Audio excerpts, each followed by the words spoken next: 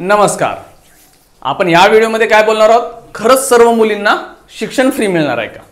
तर याचं उत्तर डायरेक्ट सांगतोय की नाही, की सगळ्या मुलींना फ्री शिक्षण मिळणार नाही आहे. त्याच्या अटी काहीतरी आहेत, त्या अटी सांगतोय आणि मग आपण पाहू की कुणाकुणाला फ्री मिळेल. कारण आता जो काय GR निघाला, GR परवा दिवशीच निघाला 19 जूनला. घोषणा झालेली, सगळ्या गोष्टी झालेल्या, पण GR मध्ये क्लिअर कळालं की बाबा नेमकं कुणाला देणार आहेत. मग काही चुकीच्या गोष्टी बाहेर पसरत आहेत, काही कॉलेजांकडून थोडंसं वेगळ्या पद्धतीने सांगितलं जाते जेणेकरून त्यांच्या सीट भराव्या. ह्या सगळ्या गोष्टी वेगवेगळ्या आहेत. त्यामधला आपण पहिला GR पाहूया. GR आला कधी? 19 जुलै, परवा दिवशी. आज 21 जुलै आहे. तर हे GR मी थोडासा कट करून जेवढा भाग पाहिजे तेवढाच आपण याच्यामध्ये घेतलेला आहे. अगोदर काय होतं? अगोदर जे कास्ट होत्या त्या कास्टनुसार शिक्षण आणि त्याची फी, म्हणजे रिझर्वेशन होतं आणि त्याची फी लागत होती. तर इथं आता काय सांगण्यात आलेलं आहे? आर्थिकदृष्ट्या मागास म्हणजे EBC. हे बोलू, EBC बद्दल पण कन्फ्युजन बऱ्याच विद्यार्थ्यांचं आहे.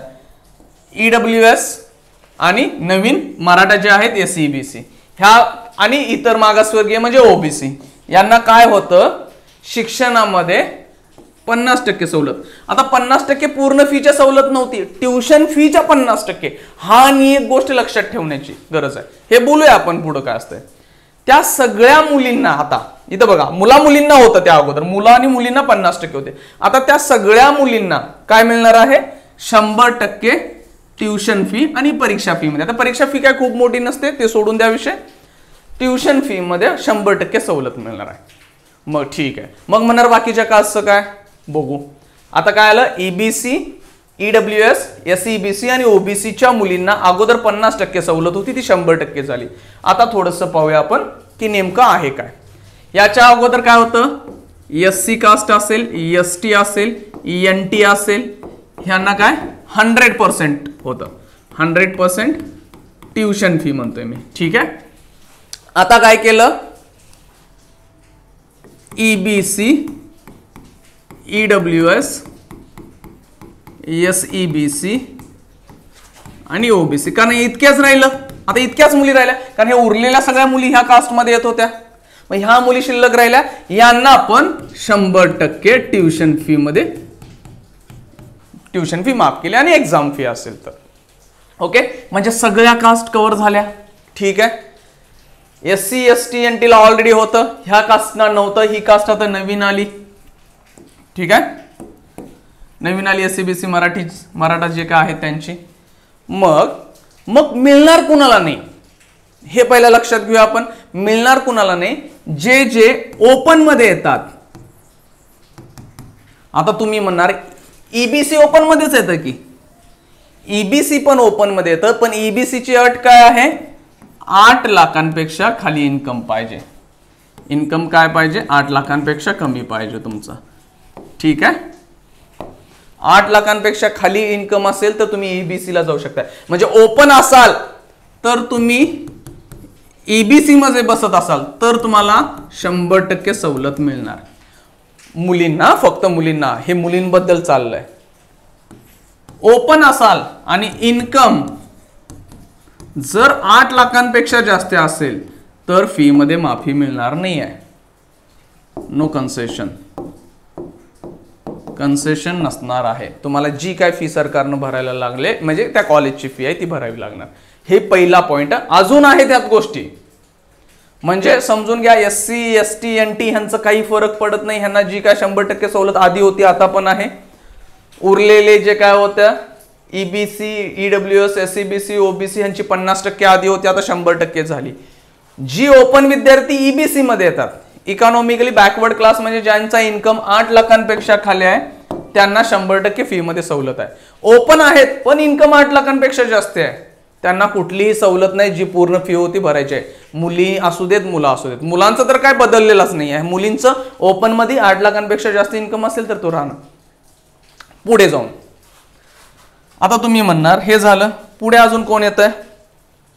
पुढे अजून कोण येतं? म्हणजे ज्यांनी institutional quota, institutional quota through admission घेतलंय ना. इन्स्टिट्यूशनल कोटा म्हणजे 20% कोटा असतो प्रायव्हेट कॉलेजांना. त्या कोट्यात पण ज्यांचं ऍडमिशन होईल त्यांना पण 100% फी भरावी लागेल. आता म्हटलं जातं की इन्स्टिट्यूशनल कोटा म्हणजे काय, मॅनेजमेंट सीट म्हणल्या जातात. मॅनेजमेंट सीट असतात त्या, आणि मॅनेजमेंट सीट कशा भरल्या जातात हे सांगायची गरज नाही. मॅनेजमेंट सीटसाठी डोनेशन चालतं, बरंच चालतं, बोलत कोण नाही पण चालतं. काही कॉलेजेस ह्या इन्स्टिट्यूशनल सीट मेरिटवर देतात, कुणालाही देतात.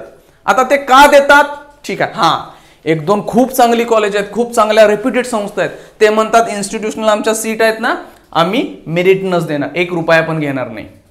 पण बऱ्यापैकी 90 ते 95% कॉलेज ह्याच्यासाठी डोनेशन घेतात, आणि 10-15% कॉलेज असतील किंवा 5-10% कॉलेज आहेत त्यांच्या त्या रेग्युलरच्या सीट भरत नाहीत. मग ती इन्स्टिट्यूशनलला डोनेशन कुठं मागतात, या बाबा घेऊन जावा म्हणतात.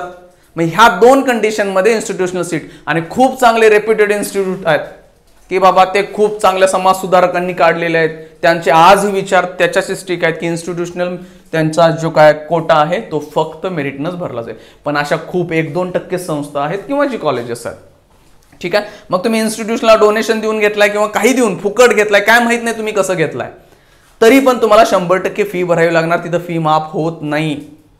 काही कॉलेजेस आता तिथं अफवा पसरवतात काय, हे आमची डोनेशनची सीट असताना सरकारनं फी माफी केल्या, तुम्ही फक्त आम्हाला डोनेशन इतकं द्या, आम्ही फी घेत नाही. ती आयडिया उलटी करतायत. म्हणजे काय, समजा त्यांची 1 लाख रुपये फी आहे ना, ते डोनेशन सांगायला लागले 4 लाख द्या, मग कुठंतरी मॅनेज करून यायला लागले ते 3 लाख द्या, फक्त 3 लाख द्या, आमची तुम्ही फी घेणार, आम्ही तुमची फी घेणार नाही. पालकाला वाटते अरे होय, सरकारनं फी माफ केले म्हणल्यानंतर फी झाली, आपण फक्त डोनेशन मध्ये काम करून घेऊ. ऍक्च्युली त्या कॉलेजची सीट ती भरणारच नसतात. ते का डोक्यावर पडलेत का द्यायला लागलेत, का द्यायला लागलेत, थोडंसं कन्फ्यूज करायला लागलेत. त्या इन्स्टिट्यूशनल राऊंडची म्हणजे त्यांच्या सीट भरत नसतात. पालकाला तर खूप काय माहिती नसतं या ऍडमिशन प्रोसेस बद्दल किंवा मॅनेजमेंट सीट कशा भरतात. त्यांच्या अशा डोक्यात आजही आहे की शिक्षण म्हणल्यानंतर पैसे खर्च करावेच लागतील. ज्या कॉलेजची इन्स्टिट्यूशनल सीट भरणार नाही ना, तिने गेम खेळलाय आता हा. बरंच ते 4-5 मुलांचे मेसेज पण पडलेत, मला थोडंसं व्हेरीफाय केल्यानंतर पण कळायला लागले की बाबा हा सुरू झालंय का. त्यांना काय सांगायला लागलेत, डोनेशन फक्त द्या, फी माफ आहे. ऍक्च्युली ते फीज घ्यायला लागले, त्यांची 1 लाख रुपये फी होती ना, त्यांनी 4 लाख होणार होते, 3 लाखात दिलं, कारण सीट न भरण्यापेक्षा हे 3 लाख मिळत आहेत. पालक पण म्हणते होय सरकारने फी माफ केलं, ऍक्च्युली ती फीज घ्यायलेत, आणि ते इन्स्टिट्यूशनल फ्री देत होते ना अगोदर, ते आता द्यायला लागले. मग हे सोडून द्या. आता हा विचार, म्हणजे कुठे ऍडमिशन घ्यायचं नाहीये, एकतर इन्स्टिट्यूशनल राऊंडला गेला, तुम्हाला डोनेशन किंवा फीची सीट आहे, तिथं सरकार काय फ्री देणार नाहीये, प्लस तुमचा इन्कम 8 लाखांपेक्षा जास्त आहे, म्हणजे तुम्ही नॉन क्रिमिलियर मध्ये येत नाही, तर तुमच्याकडून ते घेतात. 8 लाखांच्या वरती उत्पन्न असेल तर तुम्हाला कुठलीही फॅसिलिटी मिळणार नाही ओपनच्या विद्यार्थ्यांना. हा, 8 लाखांच्या खाली आहे, ईबीसी मध्ये बसताय तर तुम्हाला ते मिळून जाईल. हे झाले 2 पॉइंट की 8 लाखांच्या वरती इन्कम किंवा इन्स्टिट्यूशनल कोटा. आणखीन फ्री कुणाला दिलेला आहे, व्यावसायिक शिक्षण म्हणजे इंजिनिअरिंग असेल, फार्मसी असेल, असे जे कोर्सेस आहेत. बिगर व्यावसायिक शिक्षकांसाठी ते दिलेलं नाहीये. आता इथं दिलंय बघा, हे कुठे आहे, आतापर्यंत व्यावसायिक शिक्षणाकरिता इथं दिलंय व्यावसायिक. हे जुनं परिपत्रक होतं ना, व्यावसायिक आणि बिगर व्यावसायिकांना किती होतं, 50% होतं ईबीसी बिगर, 50% परीक्षा शुल्क. आता इथून पुढे आतापर्यंत व्यावसायिक शिक्षकांसाठी 50%चं 100 केलं, म्हणजे तुमचं ऍडमिशन व्यावसायिक शिक्षणामध्ये पाहिजे. हा, बिगर व्यावसायिक आहेत त्यांच्या फी काही खूप जास्ती नसतात, त्या किरकोळ फी असतात. म्हणजे 3 अटी ठेवलेत, एक तर तुमचं इन्कम 8 लाखांच्या खाली पाहिजे ओपन मध्ये येत असाल तर, किंवा आता ओपन म्हणजे काय तुम्ही ईबीसी येत असाल तर. बाकीच्या कास्टवाल्या मुलींना तर दिले, हा तिथं पण त्यांच्या अटी आहेतच. म्हणजे तुमचा इन्कम 8 लाखांच्या खाली, कुणाला एसईबीसी नॉन क्रिमिलियर मध्ये बसला पाहिजे तुम्ही वगैरे, ह्या आहे. 8 लाखांच्या खाली असेल तर तुम्ही कशामध्ये येताय, ईबीसी मध्ये येताय, मग ओपन मध्ये असू दे मिळणार. इन्स्टिट्यूशनल कोटाला नाही मिळणार आहे. आणि तिसरी कंडिशन काय, तुम्ही व्यावसायिक शिक्षणामध्ये घेतलं पाहिजे. ह्या 3 कंडिशन आहेत. आता एवढं तर ह्या GR वरनं क्लिअर होतंय. प्लस इंजिनिअरिंग कॉलेज जे आता ऍडमिशन प्रोसेस चालेत, फार्मसीचं तर अजून सुरू नाही, त्यांनाही कॉन्टॅक्ट केल्यानंतर त्यांनी पण ह्याच गोष्टी क्लिअर केल्या, होय सर आम्हाला मॅनेजमेंटसाठी आम्ही सरकार 100% देणार नाही आहे.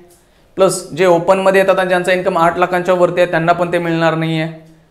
आणि राहिली तिसरी गोष्ट व्यावसायिक. सो क्लिअर झालं, ह्या कंडिशन्स मध्ये ज्या ज्या मुली बसतील त्यांना हे कन्सेशन मिळणार नाही. म्हणजे फ्री शिक्षण कुणाला मिळणार हे क्लिअर झालं. हे 3 पॉइंट मध्ये जर तुम्ही बसत नसाल तर तुम्हाला 100% मुलींना फी सवलत मिळणार आहे. आणि ती पण कशी, ट्युशन फीची. आता ट्युशन फी एक वेगळीच गेम आहे. काही काही ट्युशन फी आहे ना 15,000 60,000 पर्यंत ट्युशन फी आहे. सॉरी माफ करा, 15,000 60,000 पर्यंत जी काय फी होती ती ट्युशन फी सोडून आहे. म्हणजे ट्युशन फी तर 100% दिली मुलींना, हे ट्युशन फी सोडून इतकी फी येते. म्हणजे ही काय, ह्याला काय म्हटलं जाते, डेव्हलपमेंट फी. डेव्हलपमेंट फी आहे. आता ह्याला काही कॉलेजेस काय म्हणतात, मेंटेनन्स फी. डेव्हलपमेंट फी काही कॉलेजांची 15,000 60,000 त्याच्यापेक्षा पण जास्त आहेत, पण त्या प्रायव्हेट युनिव्हर्सिटीज आहेत. हा, अजून एक कंडिशन, प्रायव्हेट युनिव्हर्सिटीमध्ये पण ऍडमिशन घेणार असाल तरी तुम्हाला ते मिळणार नाही आहे कन्सेशन गव्हर्नमेंटचं. सो तुम्ही हे चौथी कंडिशन आहे. पण प्रायव्हेट युनिव्हर्सिटी थोड्या कमी आहेत कंपॅरेटिव्हली. प्रायव्हेट युनिव्हर्सिटीमध्ये पण गेला तर गव्हर्नमेंट कुठलंही कन्सेशन देणार नाही आहे. एका प्रायव्हेट युनिव्हर्सिटीमध्ये मी फोन केला, मिळणार का, त्यांनी सांगितलं क्लिअर कट नाही मिळणार आहे. ही चौथी कंडिशन, प्रायव्हेट युनिव्हर्सिटीला पण जाऊ नका.